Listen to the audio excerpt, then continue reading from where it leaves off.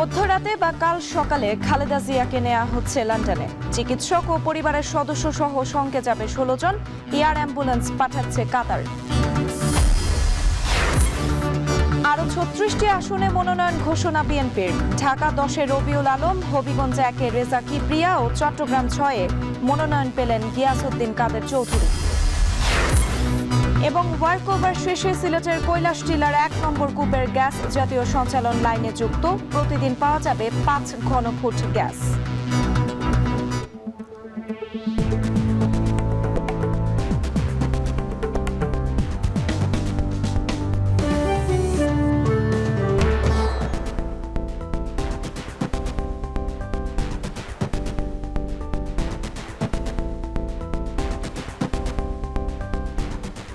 স্বাগত এখন জনপদে। পুরো আয়োজন জুড়ে সঙ্গে আছে আমি সুমাইরা রাত্রি।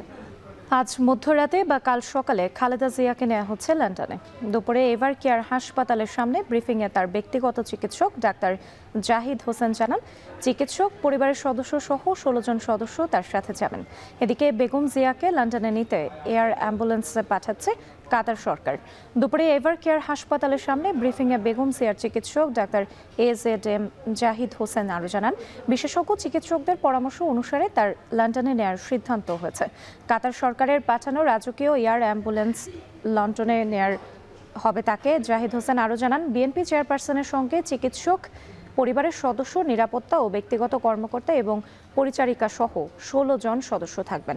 গত 23 নভেম্বর থেকে সংকটাপন্ন অবস্থায় রাজধানীর এভার কেয়ার হাসপাতালে চিকিৎসাধীন বেগম খালেদা জিয়া। শুরু থেকে মেডিকেল বোর্ড বিদেশি চিকিৎসকদের পরামর্শে নিবিড়ভাবে চিকিৎসা সেবা দিয়েছেন খালেদা জিয়াকে।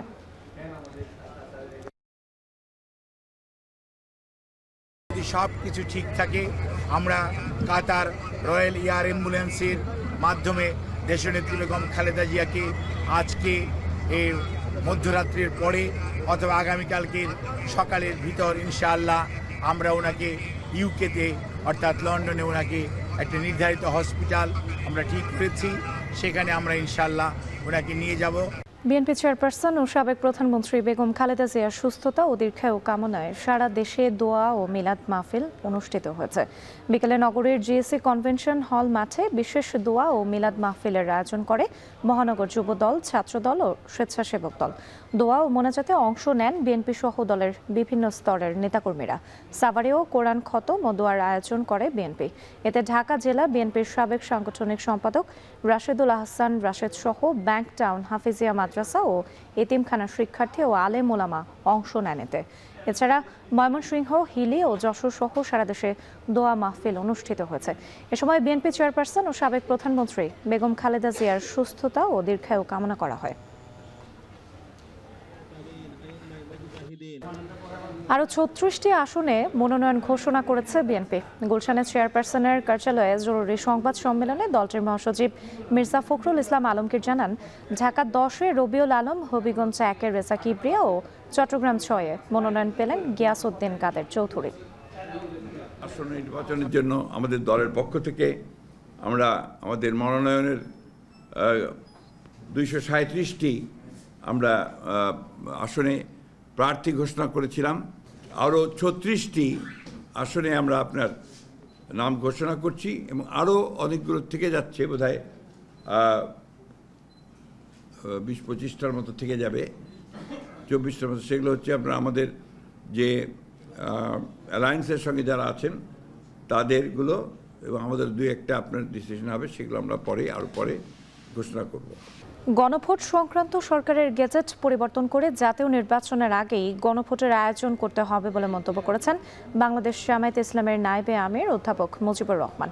দুপুরে ময়মনসিংহের সার্কিট হাউস ময়দানে 8 দলের বিভাগীয় সমাবেশে তিনি এই কথা বলেন। সকাল থেকেই দলীয় প্রার্থীর ছবি আর প্রতীকের ব্যানার পোস্টার হাতে মিছিল নিয়ে সার্কিট হাউস মাঠের সমাবেশে যোগ দেন ময়মনসিংহ বিভাগের 4 জেলার জামায়াত, খেলাফত মজলিস, ইসলামী আন্দোলন সহ 8 দলের নেতাকর্মীরা। সমাবেশে লেভেল প্লেইং ফিল্ড সহ দ্রুত জুলাই গণ অভ্যুত্থানে ছাত্র জনতার হত্যাকারীদের বিচার নিশ্চিতের দাবিও জানান বক্তারা। আগামী নির্বাচন সুষ্ঠু হতে হবে। নির্বাচনকে কেন্দ্র করে কেউ যদি ষড়যন্ত্র করে তাকে দাঁত ভাঙা জবাব দেওয়া হবে। আমরা আশা করব আগামী নির্বাচনে 8 দলের প্রতীকে সিল মেরে আগামীর পার্লামেন্টে ইসলামকে আমরা পৌঁছাইতে চাই। জনগণ 14তে ভোট দিতে পারে নাই, 18তে ভোট দিতে পারে নাই, 24-এ দিতে পারে নাই। জনগণের আগ্রহ একটা সুন্দর সুষ্ঠু একটা নির্বাচন এই দেশে হবে। গণভোট দিতে হবে, তো গণভোট মানে তো পাবলিকের ভোট, কথা ঠিক কিনা বলেন? এই পাবলিককে ভয় করে যে তারা কি গণতন্ত্র বিশ্বাস করে? সেজন্য গণভোট তাদেরকে মানতে হবে, আর গণভোটটা হতে হবে জাতীয় সংসদ নির্বাচনের আগে। দেশের সবচেয়ে পুরাতন সিলেট কৈলাস টিলা গ্যাস ফিল্টার 1 নম্বর কূপের ওয়ার্ক ওভার শেষে প্রাপ্ত গ্যাস আজ থেকে জাতীয় সঞ্চালন লাইনে যুক্ত করেছে সিলেট গ্যাস ফিল্ড লিমিটেড। দুপুরে জাতীয় সঞ্চালন লাইনে গ্যাস সংযুক্ত করা হয়েছে বলে জানিয়েছেন সিলেট গ্যাস ফিল্ড লিমিটেডের ব্যবস্থাপনা পরিচালক প্রকৌশলী আব্দুল জলিল। 6 বছর ধরে কূপটির উৎপাদন বন্ধ থাকলেও নতুন করে চলতি বছরের 12 আগস্ট ওয়ার্ক ওভারের কাজ শুরু করে সিলেট গ্যাস ফিল্ড লিমিটেড। 3 মাসের কর্মযজ্ঞ শেষে গত 20 নভেম্বর খনন সম্পন্ন হয়। সকল প্রক্রিয়া শেষে আজ এই কূপ থেকে গ্যাস যুক্ত করা হয় জাতীয় গ্রিডে। এখান থেকে প্রতিদিন 5 মিলিয়ন ঘনফুট গ্যাস গ্রিডে যুক্ত হবে। পাশাপাশি দৈনিক উপজাত কন্ডেনসেট হিসেবে মিলবে 35 ব্যারেল জ্বালানি তেল। পাবনায় বাজারের নৈশ প্রহরী ও বাড়ির মালিককে বেঁধে রেখে অন্তত 40 ভরি স্বর্ণ ও 20 লাখ টাকা ডাকাতের ঘটনা ঘটেছে। ভাঙ্গুড়া উপজেলার অষ্টমনীষা বাজারে এই ঘটনা ঘটে।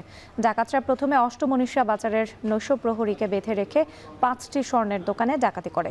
এ সময় অন্তত 30 ভরি স্বর্ণ ও নগদ 5 লক্ষ টাকা লুটে নেয় তারা। পরে দোকান মালিক রতন কর্মকারের বাসায় হামলা চালিয়ে 10 ভরি স্বর্ণ ও 15 লাখ টাকা নিয়ে যায় ডাকাত দল। পুলিশ জানায় ডাকাতির সময় দোকান মালিকরা স্থানীয় বাসিন্দাদের ফোন করে সহযোগিতা চাইলেও কেউ এগিয়ে আসেনি। এই ঘটনায় তদন্ত শুরু হয়েছে। তদন্তের স্বার্থে সিআইডিকে যুক্ত করা হয়েছে। অপরাধীদের ধরতে কাজ চলমান রয়েছে। আর এই ছিল এখন জনপদের আয়োজনে। এখন টেলিভিশন ওয়েবসাইটে দেখতে ভিজিট করুন www.ekon.tv।